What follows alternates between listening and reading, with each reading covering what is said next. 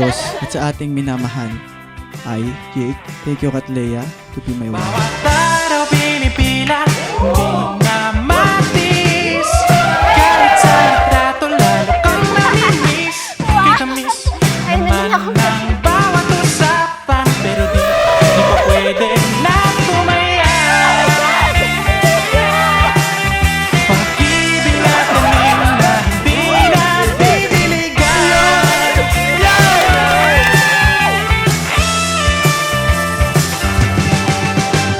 Kahit pa paano nakikita pa rin, magkalayo may di ka lolokohin.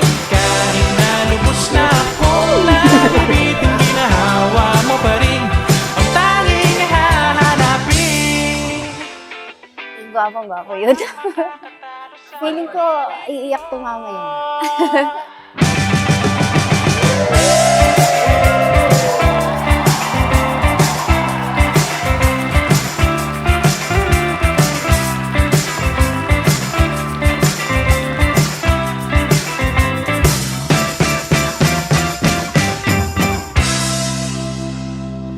Mahal ko, finally, magkaharap na tayo dito. Thank you, naghintay ka sa akin. Salamat minahal mo ako kahit hindi ako madaling mahalin. Siguro hindi naman ganun smooth sailing ang relationship. Wala talagang perfect na tao. Talagang kailangan mo lang talagang mahalin yung imperfect na tao. Someday you might be the president. Siyempre lahat ng plano, nung nakikita namin lahat ng supplier, sabi, na-provide to ni Lord sa atin. Miracle, yung blessing talaga. Simple gift lang to, but it holds my lifetime promise. Susuportahan kita palagi. Magkasama nating bubuin ang ating tahanan. Piece by piece, I love you so much. Excited na akong makita ka. Love, you're beautiful. Wife.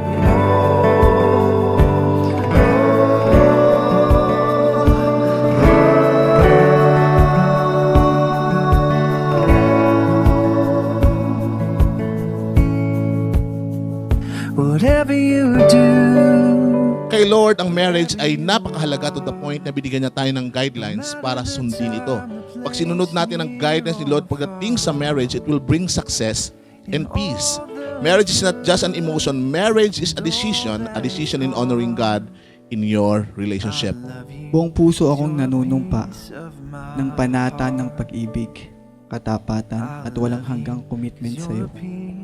Ipapangako ko sa iyo sa bawat araw ng buhay natin, sa tuwa man o lungkot, nandito ako. Ulitin ko siya. Simula. Sabi ko sayang ang make-up. Malaro pa pala. Yung itsura ko. Dumating yung point na nag-college kami kasi nalipat kasi kami sa Alangilan pag nagme-major kasi civil engineering major. Nanliligaw na ako noon actually. Pinay-stop niya nung 4th year college kami. Kasi gusto niya makapagtapos. Hindi kami nag-contact ng isang taon. Hindi kami nag-chat, hindi kami nag-uusap. Pero alam ko sa sarili ko naman na siya pa rin. So today, I make a commitment to you before God at sa lahat ng mga kaibigan at pamilya natin. Pangako na magdadala ako ng kapayapaan sa ating tahanan. Bawal umiyak! Bakit naiyak na kayo? Maganda ang mami! Maganda ang mami! Kala ko sila! Ay, mahal na mahal ka ng iyong panganay. Ikakasal na. Uuwi ako lagi. I promise to be a good husband, Hindi yung a loving partner, your safest place, to have and to hold you from this day forward. I promise to make you laugh in times na nalulungkot ka at pinapaalala sa iyo na hindi ka nag-iisa. I promise that I will speak graciously with love to you.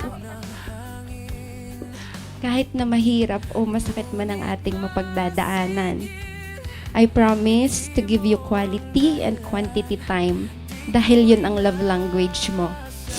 Ipinapangako ko sa iyo ang aking katapatan, paggalang at pag-ibig. Tugtog ng mundo, ikaw ang tanaw. Di ko akalain, puso'y ikaw ang sagot.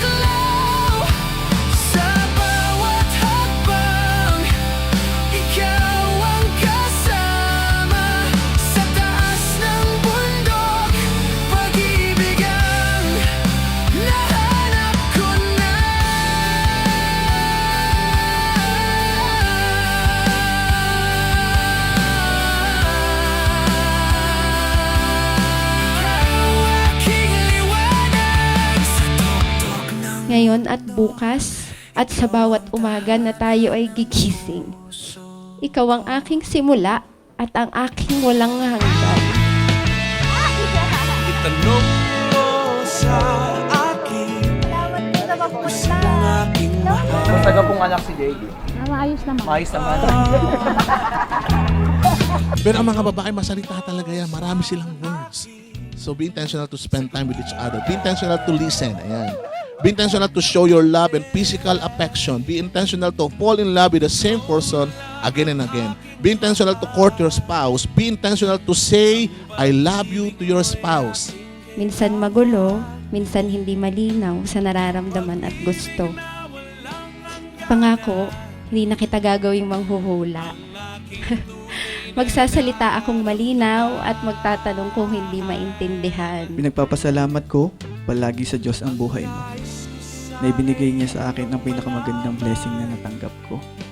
At higit sa lahat, to love and to cherish you. Pinapangako kong mamahalin kita ng buong puso, araw-araw, sa lahat ng darating na taon ng ating buhay. Till death do us part. Sigaw, ikaw ang aking mahal. Ikaw ang aking mahal. Ikaw ang aking mahal. Ikaw ang aking mahal. Mananatili ako sa tabi mo sa hirap at ginhawa hanggang sa huling hininga. Mahal kita.